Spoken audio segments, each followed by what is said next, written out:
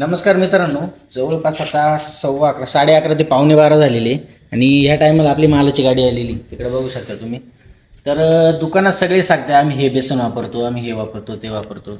जो माल गोडाऊनला येतो तो माल खरा खरेदी केलेला. तर नक्की आम्ही काय वापरतो यासाठी म्हणलं जस्ट एक व्हिडिओ बनवा. इथं गोडाऊनला लाईट वगैरे थोडी कमी आहे, थोडा व्हिडिओ ब्लर येऊ शकतो, समजून जावा. तर मग आधी गाडी खाली करू आणि मग मी तुम्हाला दाखवतो आम्ही कोणत्या क्वालिटीचं बेसन वगैरे वापरतो.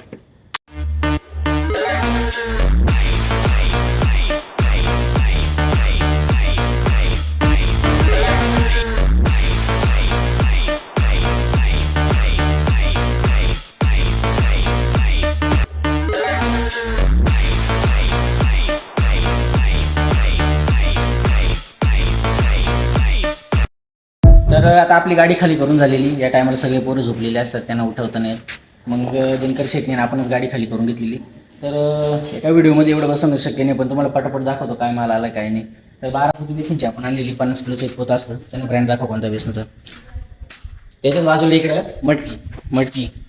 मटकीची 8 पोती आणलेली आपण. 30-30 किलोची एक पोत असतं, अशी 8 पोती आणलेली. मार्केटमध्ये जेव्हा तुम्ही मटकी घ्यायला जाशाल तेव्हा कोणत्याही भाजीवाले तुम्ही विचारलं तर टॉपचा मठ कोणता, तर सगळ्यांच्या तोंडी एकच नाव आहे, किंग सेलम. ज्याला यातली माहिती त्याला माहितीच असं किंग सेलम हा मार्केटमधला एकदम टॉपचा मठ. त्यानंतर गुढी सोसायटी हा आपला गुळ आणलेला आहे. हा गुळ पण 1 नंबर क्वालिटीचा गुळ आहे. त्यानंतर इकडे दाखवतो तुम्ही, इकडे थोडंसं डालडा वगैरे आणलेला आहे. हा आपल्या बालुशाहीला वगैरे डालडा असं तो पण जेमिनीचा तुम्ही बघू शकता.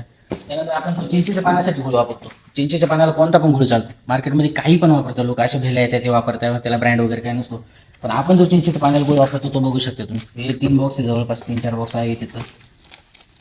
सगळा गुळ आपण चिंचेच्या पाण्यासाठी हाच वापरतो. त्यानंतर चिंचेच्या पाण्यासाठी सगळ्यात महत्त्वाची म्हणजे चिंच. तर चिंच मार्केटमधून तुम्ही जेव्हा आणता ती घाण असे पोत्यात वगैरे भरलेली असते. आपण जी चिंच वापरतो मी ते तुम्हाला दाखवतो, हे बघू शकता तुम्ही. गावाकडे झाड